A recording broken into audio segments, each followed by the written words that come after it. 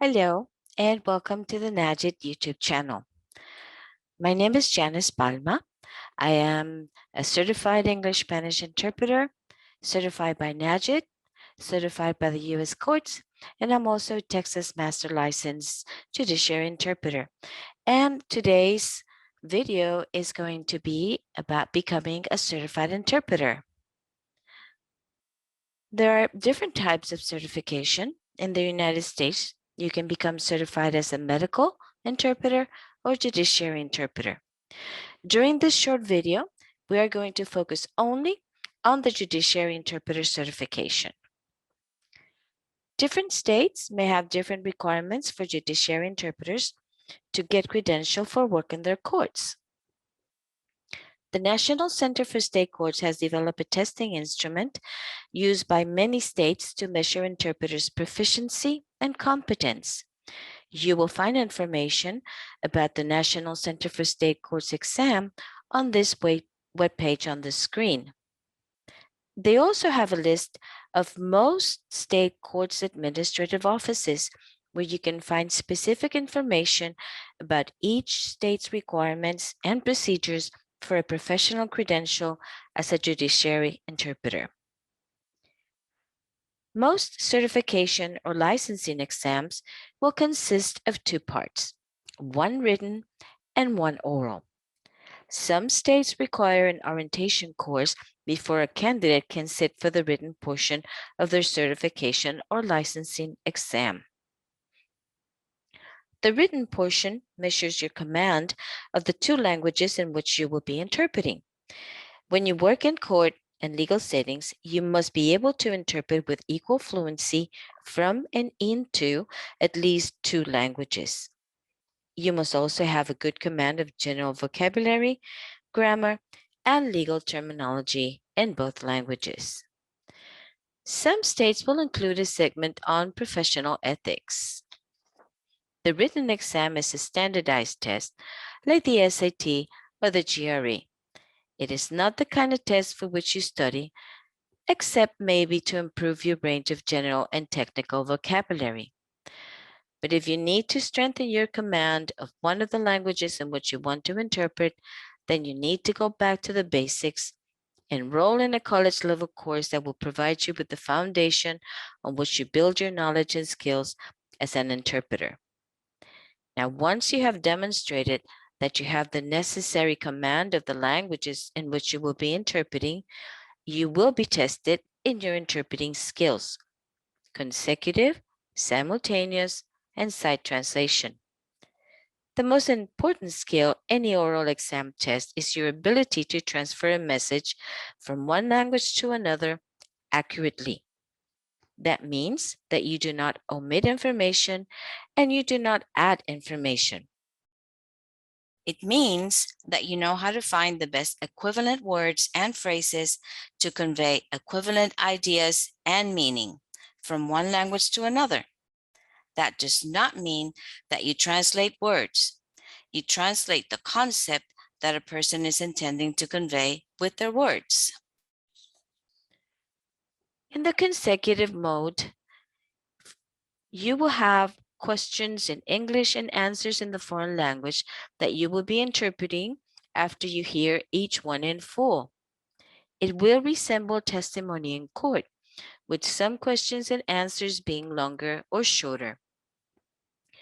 This interpreting mode requires that you develop your short-term memory so you can retain a lot more than people normally do, process the message into the other language, and deliver it using the same intonation, stress patterns, speed, and general inflections of the original speaker. You may be allowed to take notes during this portion of the exam, but you will not be able to take those notes with you once the exam has ended. For the simultaneous portion of the exam, you will most likely be provided with a headset so you can listen to the speaker while you interpret out loud. If you are not used to interpreting with headphones on, you should start practicing. The simultaneous portion will most likely consist of a simulated opening or closing statement by an attorney in a trial or a judge's instructions to a jury. You should be able to perform this task at least at a speaker's rate of speech of 120 words per minute. Some tests may include a simultaneous portion with questions and answers, all in English. For sight translation, you will have to read a document from English into your foreign language and another one from your foreign language into English. The degree of difficulty is generally consistent with the type of document you would encounter in court settings. Interpreter certification exams are designed as criterion reference testing instruments, meaning that the test designers have identified the knowledge and skills a person must have in order to be proficient and competent in a given field. And that is the criteria used to determine if someone passes or fails an examination. There is no curve. You either have the knowledge and the skills to meet a certain threshold or you don't. The test design incorporates scoring units, at least in the following areas that have been found to be essential for an interpreter to perform competently in a legal setting. Grammar. Be sure to know all the rules of grammar for both languages because the differences will affect how you process a message from one language to another, so it sounds natural or idiomatic and makes sense to the intended listener. General vocabulary, false cognates. You not only need to know what they would mean, but what constitutes an equivalent word in the target language, and which words may look like equivalents at first glance, but are actually meaning different things. Legal and technical vocabulary, special terminology. Your command of languages must include the special terminology used by judges, lawyers, and expert witnesses in both English and your foreign language. Idioms and expressions, slang, colloquialisms, register, styles of speech, whether formal, casual, informal, all of these that are not meant to be taken literal, like the figures of speech, things like I'm pulling your leg or it's raining cats and dogs, should never be translated literally. You must know how to identify what is an idiom and find an equivalent in the target language or convey the intended meaning, not the words in isolation. Likewise, you must be able to understand the way different people use language, formally and informally. You must know how to identify all speakers' idiosyncrasies and respect them. In other words, you cannot be judgmental about the way different people speak, whether they are highly educated or have no formal schooling. Your job is to know how to transfer every speaker's message faithfully and impartially, and to be familiar with the whole range of possibilities from street slang to very formal discourse. And finally, we have modifiers, numbers, names, dates, the nonverbal parts of speech.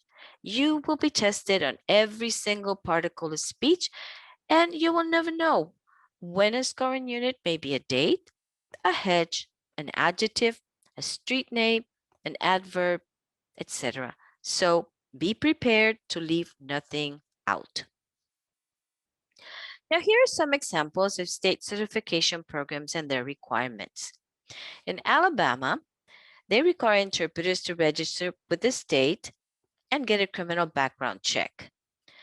Registered interpreters get paid $25 an hour according to the Alabama court's webpage. A registered interpreter must then pass the written exam and attend an interpreter orientation seminar. The written test fee is $35 and the orientation seminar is $50. Once the interpreter passes the written test and completes the orientation, then that interpreter is recognized by the AOC as a conditionally approved interpreter and is paid $30 an hour. Upon taking and passing the oral portion of their certification exam, Alabama has 3 tiers for interpreters. The journeyman interpreter, which is a candidate who has scored 60% or higher on the oral exam, and 55% or higher on the side translation portion of the exam, and a journeyman interpreter is paid by the state at the rate of $35 an hour. A certified interpreter is a candidate who scored 70% or higher on the oral exam and 65% or higher on the side translation portion of the exam. A certified interpreter is paid by the state at a rate of $40 an hour. And then there's a certified master level interpreter, who is a candidate that scored 80% or higher on the oral exam and 80% or higher on the side translation portion of the exam. The certified master level interpreters are paid at the rate of $45 an hour. The oral exam will cost $350 in Alabama. And although the Alabama Code of Ethics for Interpreters states that interpreters shall continually seek to enhance and refine their skills and knowledge through continued interpreter education and training, continuing education does not seem to be a requirement for interpreters to retain their state certification. In California, there are two types of credentials, certified and registered. A registered interpreter only needs to pass an oral proficiency exam and an English-only written exam. A certified interpreter must take and pass an oral proficiency exam, the English-only written exam, and the bilingual oral interpreting exam.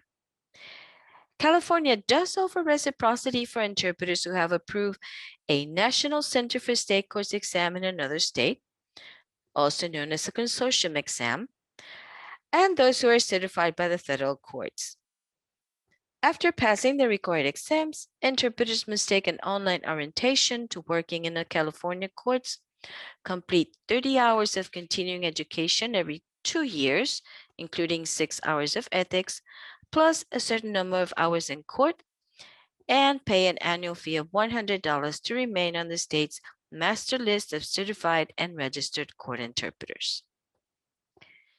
In Florida, the courts designate interpreters as provisionally approved, language skilled, and certified. As you can see from the graphic, they have 6 steps for their interpreter certification program.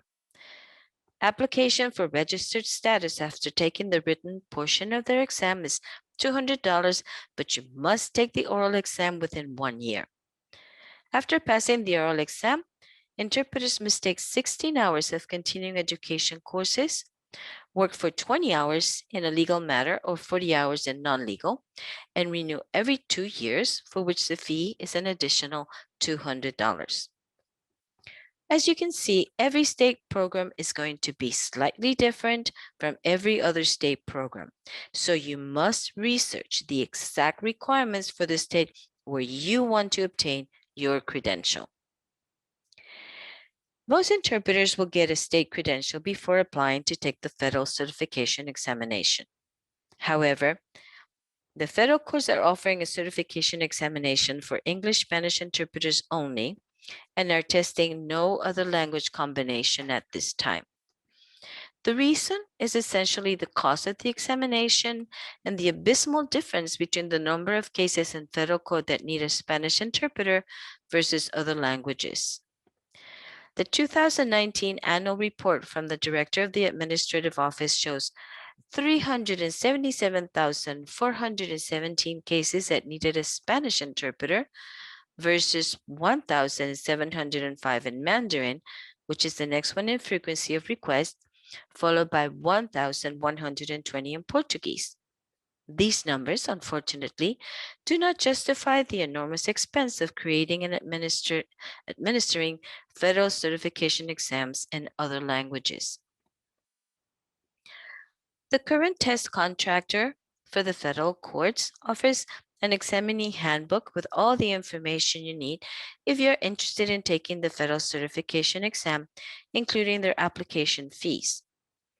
The published 2019 application fee for the written portion of the federal certification exam was $210, and for the oral portion was $300.